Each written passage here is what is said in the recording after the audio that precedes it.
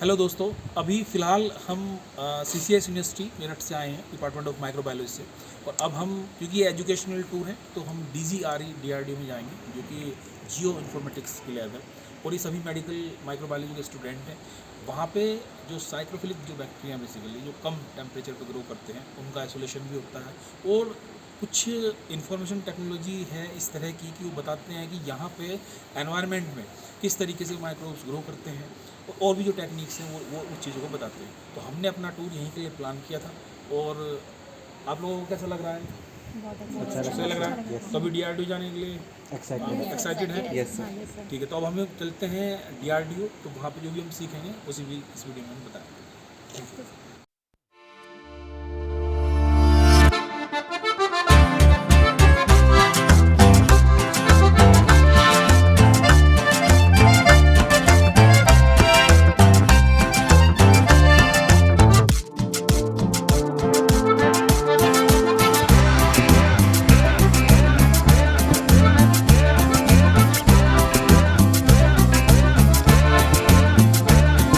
तो हम अपने होटल से पहुंच गए हैं आपका DRDO। और यहाँ पे कोल्ड लेबोरेटरीज़ हैं, और जितनी मैंने बात बताई थी कि माइक्रोब्स के बारे में जानकारी होगी, और अदर इंस्ट्रूमेंट्स भी हैं उनके बारे में भी जानकारी है। और ये बहुत ही अच्छी लोकेशन पे है। DGRE जो है, जियो इन्फॉर्मेटिक्स की लैब है, और अलग अलग तरह की लैब है। हमारे जो कोऑर्डिनेटर है फिलहाल यहाँ पे, जो हमें कोऑर्डिनेट करेंगे, डॉक्टर अश्वनी है, तो वो आएंगे और हमें बताएंगे।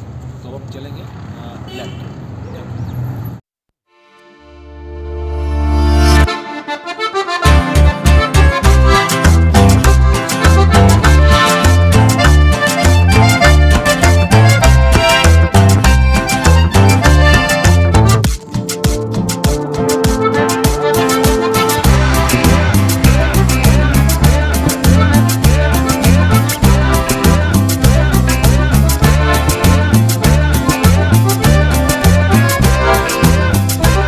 Myself Ankush, and I welcome you all on behalf of Director DGRE.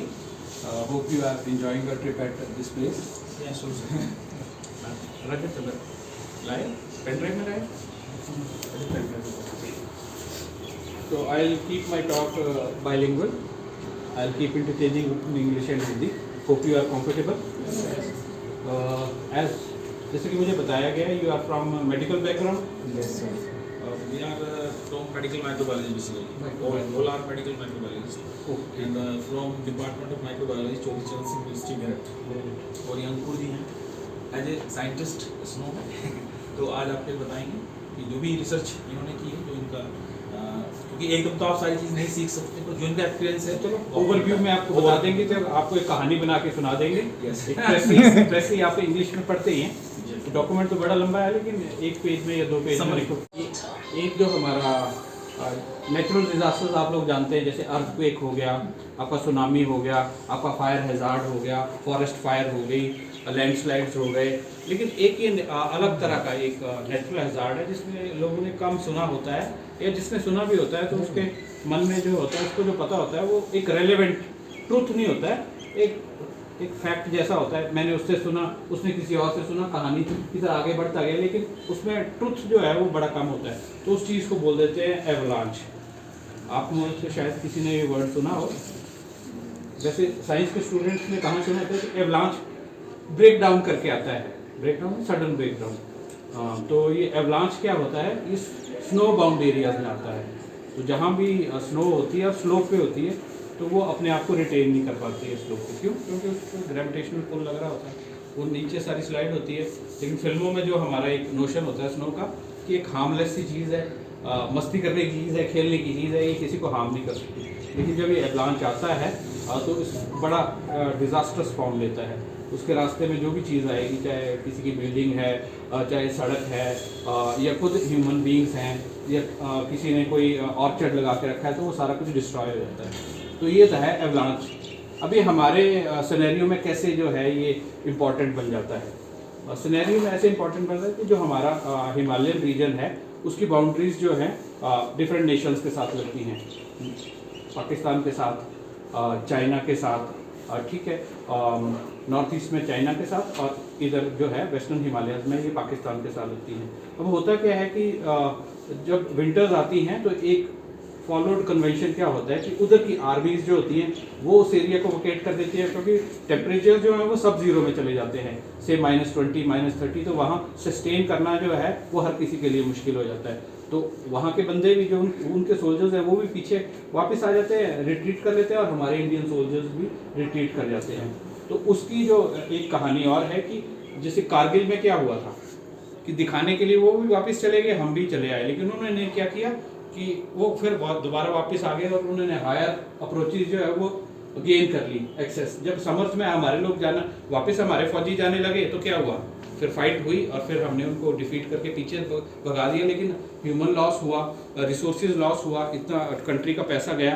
तो मतलब हमारा दुश्मन जो है वो चालाक है, कनिंग है, विकेड है, तो हम उस पर यकीन नहीं कर सकते। तो हम जो हमारे उनको उसको हम बोल देते हैं लाइन ऑफ कंट्रोल या LOC या एक्चुअल लाइन ऑफ कंट्रोल, ये अलग अलग टर्म्स हैं, मैं इनके डेप्थ में नहीं जा रहा हूँ। तो वहाँ क्या हमारी मैनिंग रहती है सोल्जर्स की ड्यूरिंग विंटर भी और ड्यूरिंग समर्स भी। तो समर्स में उस जगह को मैन करना जो है वो ईजी है, लेकिन विंटर्स में क्या होता है कि जहाँ से भी आप जाएंगे वो स्नो बाउंड एरियाज में, और स्नो बाउंड एरियाज में जो हिडन एनिमी है वो कौन है हिडन एनिमी? एवलांच। क्योंकि जब भी आप जाएंगे ट्रैवर्स करेंगे तो एवलांच जो है वो नीचे आएगा। थोड़ा कॉर्नर से ना, दिस इज लेफ्ट। ये हमारे मनाली कैंपस का रिव्यू है।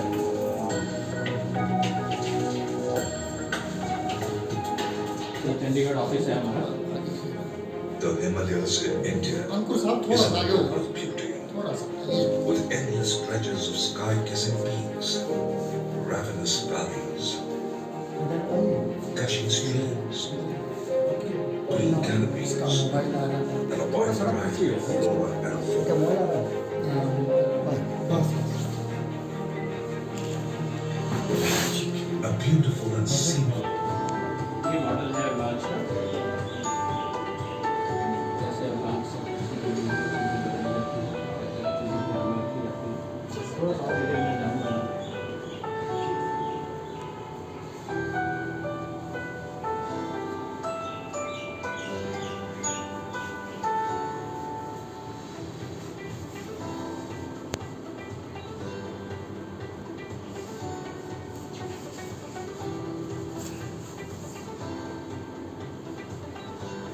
and over the last 50 years has successfully developed numerous avalanche mitigation techniques that have saved the precious lives of Indian troops serving at the frontier. It has also enabled the establishment of numerous manual and automated SNOMET observatory stations for the collection of data in Himalayan regions. Provides operational avalanche forecast after analyzing all types of data received from various field observatories. And the model's output are also used to draw final enhance the forecasting accuracy and reduce closer period for the safe mobility of troops.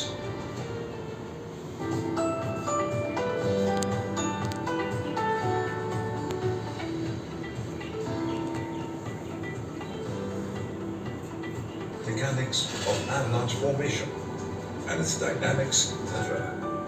And also develop techniques for GIS-based avalanche hazard analysis, visualization, and artificial triggering of avalanches.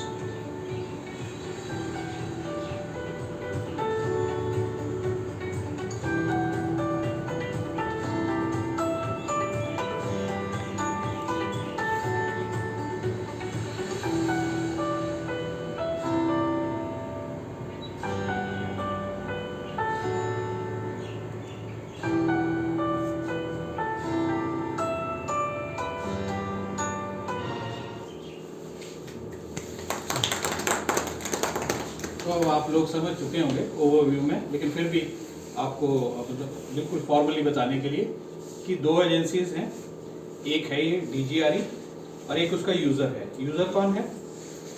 Indian army या जो भी ऐसे government agencies जो snow bound areas में रहते हैं। हमारा काम क्या है कि ये एवलांच कब आएगा, ठीक है, एक उसका फोरकास्ट उनको देना। दूसरा क्या है कि अगर ये थ्रेट जो है मतलब कॉन्स्टेंटली वहाँ लाई करता है तो उसको परमानेंटली जो है वो मिटिगेट कर देना है, यानी कि उसको ख़त्म कर देना है।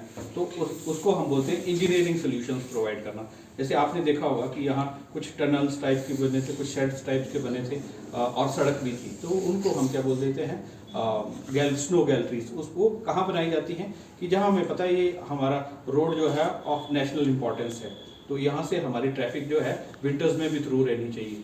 तो वहाँ हम क्या परमानेंट सॉल्यूशंस दे देते हैं ताकि एवलांच आने के बावजूद भी जो है हमारा वेहिकुलर मूवमेंट जो है वो कॉन्स्टेंटली जो है वो बना रहे। इनडायरेक्टली क्या फॉर्म करती हैं? एवलांचेस फॉर्म करती हैं। तो ये कैसे पेस अप होती हैं, कैसे स्लोप होती हैं, वो हम देखेंगे। और इसको हम कोल्ड लैब बोलते हैं, लेकिन हमने इसके साथ देखी हुई है और कैप्चर किया हुआ है। एक ये देख रहे होंगे, इसको कोई आइडेंटिफाई कर सकता है क्या होता है? ये शीप शेकर होता है। इसका क्या काम है? जैसे हम सैंपल एक्सट्रैक्ट करके लाए और हमको पर्टिकुलर ग्रेन साइज ही चाहिए, मतलब 0.5 mm से लेके 1 mm तक के ग्रेन, तो वो हम सेग्रीगेट करके सैंपल्स को यहाँ रख देंगे, स्नो सैंपल को। इसको ये विग्रसली शेक करेगा, इसके अंदर जालियाँ लगी हुई हैं अलग अलग साइज के।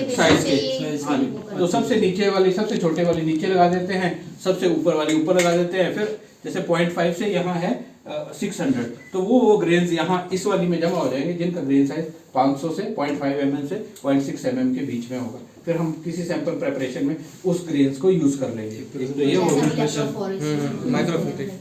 आपने पढ़ा होगा केमिस्ट्री में HCP, CCP अरेंजमेंट्स रहती हैं, लेकिन वो तो होता है पढ़ाने के लिए, एक्चुअल में कुछ और होता है।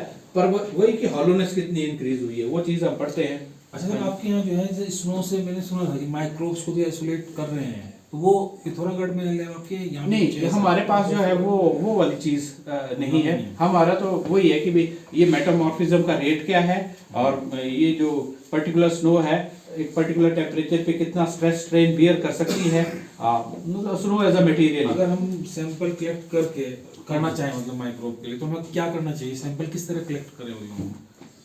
इसको कुछ वही है कि भाई जैसे हमारे भाई साहब ने पीछे बोला था, आपने सैंपल कलेक्ट कर लिया, फिर उसके बाद वो ड्राई आइस के किसी सैंपलर में डाल के और फिर वो भी एक ड्यूरेशन हाँ वहाँ पहुँचाना पड़ेगा जहाँ आप उसको चेक करना चाह रहे हैं। जो ये डीप फ्रीजर फ्रीजर ये है क्या सर? ये तो खुद ही चल रहा है, पकड़ो। इससे नीचे भी नहीं जाना और ऊपर भी नहीं जाना। ये तो वो वाला जो सर बोल रहे थे गुलाल की तरह जोड़ वो काम से हाँ जो बाइडेन में है। तो हम क्या करेंगे, किसी भी एवलांच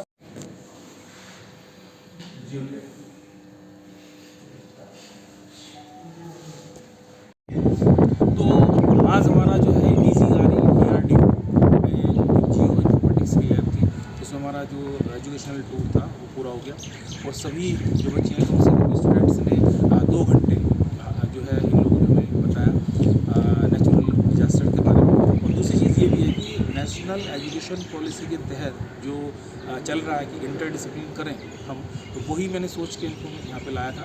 और इन्होंने माइक्रोबायोलॉजी के साथ साथ अलग चीज़ें भी सीखी और हम धन्यवाद करते हैं DRDO का कि उन्होंने हमें जो है ये अपॉर्चुनिटी दी और मेरी जो मेल थी उसका एकदम जवाब दिया और बुलाया। अब कुछ स्टूडेंट्स हैं उनसे पूछेंगे कि भाई उनको यहाँ पे कैसा लगा और उन्होंने क्या यहाँ पे सीखा। मेरा नाम आर्यांशी है, nursing medical microbiology second year की स्टूडेंट हूँ। हम मनाली DRDO के अंदर आए थे। तो यहाँ पे हमें एवलांचेस के नेचुरल डिज़ास्टर जो है उसके बारे में सर ने हमें बहुत अच्छे से समझाया कि एवलांचेस जो है सडन जो हमारा स्नो का फॉल होता है वो जो बताया उन्होंने ये सब है और हम उसे कैसे रोक सकते हैं कि एक फॉर्मेशन लेवल होता है हमारा, हम फॉर्मेशन लेवल पे अगर रोक दें तो 90% चांसेस रिड्यूस हो जाते हैं कि हमारे एवलांचेस के कारण कोई डिज़ास्टर ना आए और हमारे जो पॉपुलेशन है उन पर कोई इफेक्ट ना पड़े और जो हमारे रोड वगैरह ब्लॉक ना हो। नमस्कार, मेरा नाम लोकेश है। मैं CCS यूनिवर्सिटी में मेडिकल माइक्रो का सेकंड ईयर छात्र हूँ। आज हम मनाली के DRDO में आए हैं। आज हमें यहाँ पे एवलॉन्च जिसमें कि नेचुरल डिजास्टर होते हैं स्नोफॉल्स के जो फॉल डाउन होने पे, उसके साथ साथ हमें बताया गया है जो स्नोफॉल उसमें आइस में माइक्रोज होते हैं जो कि बहुत कम टेम्परेचर पे ग्रो करते हैं, अप्रोक्स 15 डिग्री सेल्सियस से नीचे जो ग्रो करते हैं उनके बारे में काफ़ी जानकारी दी, जो कि हमें अच्छा लगा। साथ ही मैं अपने vice chancellor doctor professor Sanjay Shukla का धन्यवाद करूंगा।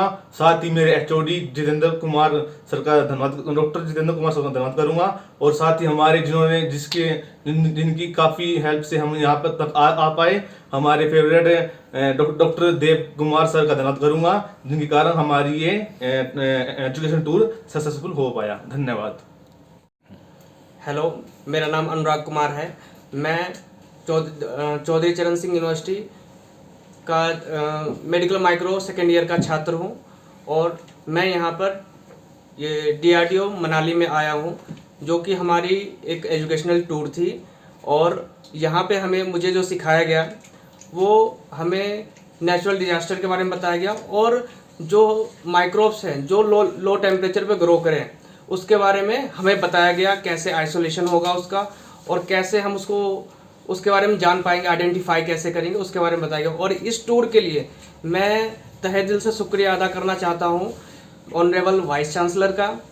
और ऑनरेबल वाइस चांसलर हमारी मैम प्रोफेसर संगीता शुक्ला और डॉक्टर जितेंद्र कुमार सिंह जो कि हमारे HOD हैं, और ये हमारे देव सर जो हमारे साथ आए यहाँ तक और उन्होंने इस टूर को काफ़ी अच्छा और अच्छे तरीके से इसको संभाला। हेलो दोस्तों, तो हमारा जो मनाली का DGRE DRDO का जो एजुकेशनल टूर था, जो हम डिपार्टमेंट ऑफ माइक्रोबायोलॉजी चौधरी चरण सिंह विश्वविद्यालय से यहाँ पे लेके आए थे, वो बहुत सफल रहा। बच्चों को बहुत अच्छा लगा और उन्होंने माइक्रोबायोलॉजी के अलावा भी बहुत सारी चीज़ें जो हैं यहाँ पे सीखी। और इस टूर की सफलता के लिए मैं जो श्रेय देना चाहूँगा हमारे विश्वविद्यालय की माननीय कुलपति professor doctor Sangeeta Shukla ma'am और हमारे डिपार्टमेंट के HOD प्रोफेसर जितेंद्र सिंह, दोनों का मैं आभार प्रकट करता हूँ। और इसलिए भी आभार प्रकट करता हूँ कि उन्होंने हमें यहाँ आने के लिए जो है बच्चों को अलाउ किया है और यहाँ इतनी दूर हम आए हैं और उन्होंने हमें जो है हर तरह की जो सुविधाएं हैं वो हमें दी हैं और बच्चों को जो है किसी तरह की कोई परेशानी नहीं हुई है। तो बहुत ही अच्छा हमारा ये टूर रहा। तो इसके लिए विश्वविद्यालय जो हमारे कर्मचारी जिन्होंने जो है हमारे डिपार्टमेंट के जो कर्मचारी हैं जिन्होंने हमारी बहुत हेल्प की, उन्होंने भी इस टूर में जो फाइल प्रोसेसिंग होती है सब चीज़ों में, तो उनका मैं धन्यवाद करना चाहूँगा। और पूरे डिपार्टमेंट के जितने हमारे साथी हैं, असिस्टेंट प्रोफेसर हैं, उन सब का भी धन्यवाद करना चाहूँगा। उन सब ने सजेस्ट किया कि आप ऐसी जगह जाएं, हमें बहुत अच्छा लगा। और हमारी जर्नी आज यहाँ पे ख़त्म हुई है इस टूर की और अब आज हम अपने विश्वविद्यालय के लिए मूव करेंगे। धन्यवाद दोस्तों।